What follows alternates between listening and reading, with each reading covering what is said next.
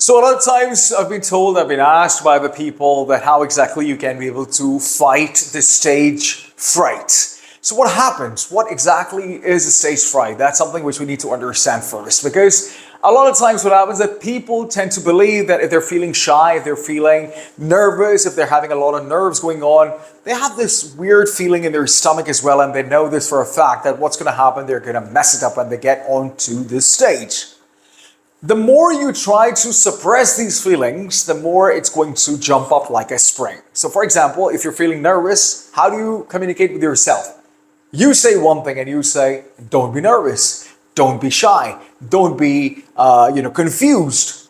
See, our brain is designed in a way that it's going to completely negate the word don't. So if I'll ask you something right now, to the audience and to the people who are watching right now, that don't think of a purple color. Don't think of a purple cow, for example.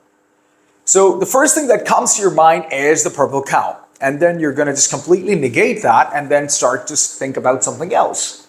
Or if I say don't think of a pink elephant or don't think of a color black.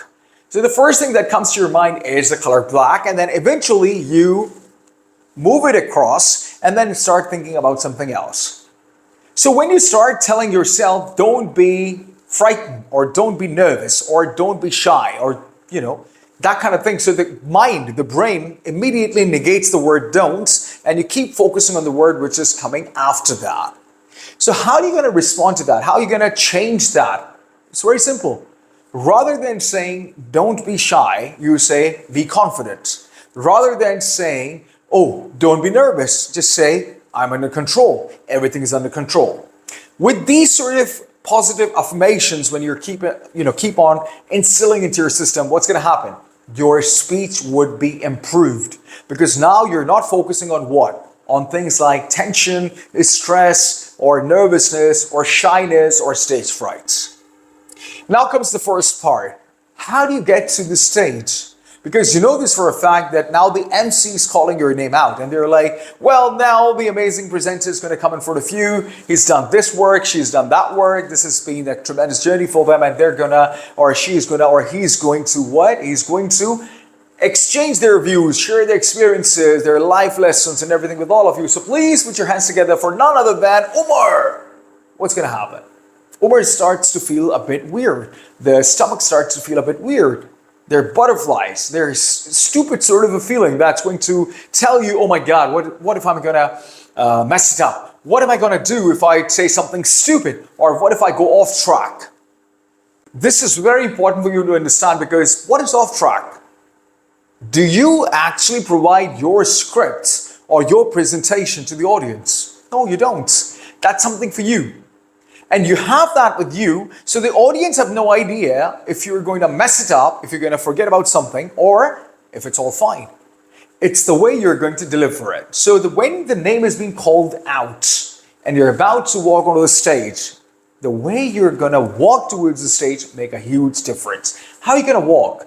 It's very standard, and a lot of you would actually say, well, we're just going to walk. No, you're not going to just walk. So for instance, you're actually sitting on one of the chairs or the tables, the round tables or the executive class place or whatever that is, where all the speakers are. And you stand up and then you start walking towards the stage. No, that's not how you should do it. The way you should do it, you stand up, you button up your jacket. Now, this is very important from the styling point of view as well. You're not supposed to button up the lower jacket button. No, that's a wrong way to button up your jacket. Everybody knows that, right? So when you stand up, because obviously when you're sitting down, you're not sitting like this. That's not right? So when you're standing up, you take your time. You look around, and while you're looking around, you tuck this thing. You button up the top button like that. Okay? And once it's done, you're going to walk towards the stage. How are you going to walk towards the stage? You're just going to walk? No. Because now you're the center of attention, and now the feelings are going to overcome that feeling of confidence, the feeling of that I'm prepared and everything. No, that's going to overcome that. If you're going to take a lot of time sitting there thinking about this thing, that's going to overcome the feeling of your confidence. No. The more you're going to feed that feeling in your mind that, oh, I'm going to be nervous, oh my God, my name is going to be called out, you're going to start feeding that rat that is in your mind. You immediately change your posture, you stand up, you do your buttons, and then you walk towards the stage. How do you walk? I'm going to quote here one of my favorite authors. His name is Paul McKenna. Paul McKenna has written in one of his amazing books, and that book is about influence and charisma. He said, when you're walking and when you want to ooze out or depict a lot of confidence, just imagine that there's a golden thread that is holding your head, like that. So the thread is coming from the sky up above and is holding your head. So your head is like this. And now you're walking. While you walk, your hands are like this, or never walk like this. Never walk like this. No, this shows that you're shy, or probably this shows that you're overcoming your nervousness. No. You're going to walk tall. You're walking with a subtle pace. Don't rush it. Don't be too slow because that'll make you look like a stupid ass person. No, you don't do that. You walk with a subtle pace, and then when you get to the stage, don't blurt out whatever you have in your mind just to fill that thing up. No. That's something which novices do. That's something which amateurs do. That's something which people who are aspiring to be great speakers, they do that. People who are actually professionals, people who are at a C level or C-suite executives, some directors, some professional speakers, no, they don't do that. They get onto the stage and they absorb everything around that. So they're looking around, they're absorbing the crowd, they're letting the crowd absorb them. Simple. And then they open up. So if somebody tells you that if you're feeling nervous, and if you're feeling anxious, and if you're feeling frustrated, if you're feeling shy, facing the camera or facing the audience, this is very normal. 99.9% of the people actually feel a bit nervous. The intensity of that nervousness varies from person to person. For example, somebody who has done thousands of talks, they'd probably feel about 0.0001%, whereas someone who's been delivering or who's about to deliver the first talk of their life, they probably would be feeling nervous like 80% or 90%. And as I said before in this video, that the more you try to suppress that feeling, the more it's going to be a problem for that person. Because that feeling, when you're trying to suppress it, that would immediately have the, the spring reaction. And then boom, it's going to come out. No. The way you're going to face that is accept it, acknowledge it, absorb it, embrace it. Simple as that. You're nervous? Yes, I'm nervous. Are you anxious? Yes, I'm anxious. Are you, feeling excited? Yes, I am. The moment you actually say that out loud, it's actually coming out of your system. And you would be liberated. The amount of confidence that you're going to ooze out when you're in front of the public after saying these words would be completely different comparing to when, whatever you've been saying in the past, that, okay, don't be nervous, don't be shy, don't be overwhelmed, don't be conscious, don't make mistake. As I said before, when you say don't, the mind completely negates that and focus on the other word. Now, when you get onto the stage, how is your body language going to be? Have you ever observed a speaker talking like this? So we're going to talk about a lot of things today, and I'm really excited to be here. And, this is going to be an amazing talk, I'm telling you, right? So, and you know this for a fact, this idiot is not going to give an amazing talk at all. Because what is this? What happens is when you're using your hands beneath this area and you're like this, how does it make you feel? If I'm doing this, or we're going to talk about communication skills, or we're going to talk about a lot of public speaking skills. What are you feeling right now? Weird, right? So this is the power phase, right? So when you're using your hands, don't overdo that. No, that'll make you look stupid. But you're using your hands like this. They're moving around. You're using your hands to make some certain gestures. Make sure that you have your open body language. Hold up right there. I said open body language. Have you ever noticed or asked this question from one of the trainers or the gurus? How do you explain open body language? And let me tell you something. They would say, you should not be like this, and you should not be like this. Huh. It's a load of bullcrap. What if my history, my life, all my life, I feel comfortable standing like this? This is my comfortable pose. I'm very comfortable right now. I'm not defensive.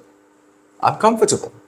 But because you've been given little knowledge that this is not right, or for example, if somebody starts to scratch their head and you immediately, because you've actually heard this from some guru or some speaker that, oh, if somebody scratches their head, that means that they're nervous. No, I have dandruff. Well, I have no hair, but I have dandruff.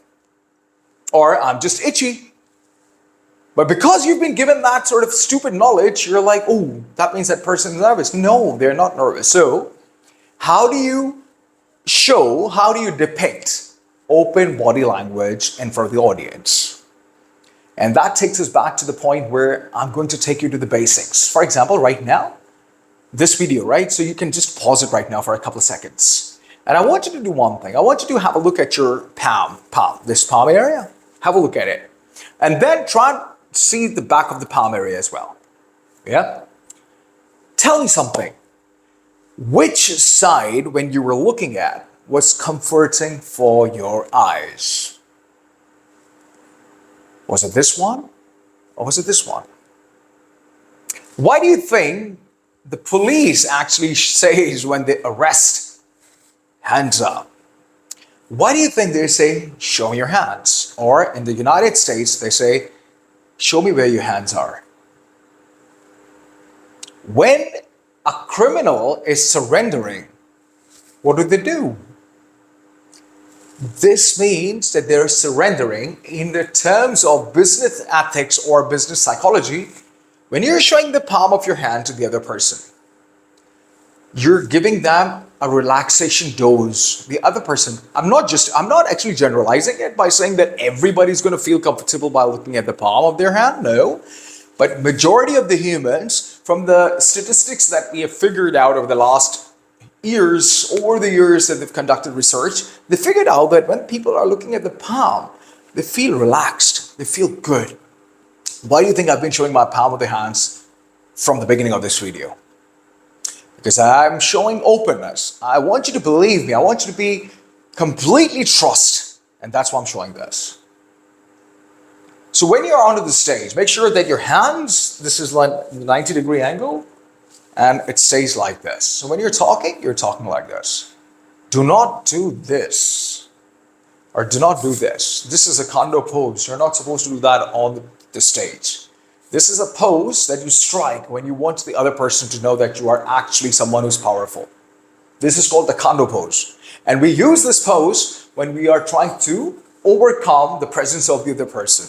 But in this situation, you're not supposed to do that because you already are in power. You already are showing credibility and the reliability and a lot of power and the trust element and the authority on that in that area where you are. So you're already onto the stage. But if, for instance, if there is someone onto the stage and they're standing like this, how would you feel? You'd feel terrible. You'd be like, this is uncomfortable. This is discomforting for the eye as well. But in the negotiations, sometimes we actually strike that pose anyhow.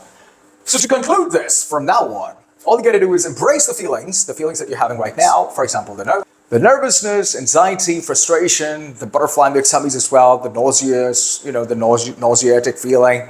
Accept it, embrace it, absorb it, and acknowledge it. Simple as that. Do not try to fight it. Why? Because then it'll give that spring factor. The way you're going to stand up, the way you're going to do the buttons of your jacket, the way you're going to take a walk, the way you're going to stand onto the podium, on the stage, looking at everyone, and then opening up the speech. Using your hands, showing the palm of your hand to make everyone else absolutely comfortable as well. I hope you found this video amazing, as well as what else is there? You found it interesting. You probably learned something. If you have, leave me a thumbs up. Do the subscription as well. It's absolutely free. I'm not charging any money from you right now, but my fee would be that you actually leave a comment, a like, a share, and definitely the subscribe button. All the best, and I'll see you in the next video. Thank you.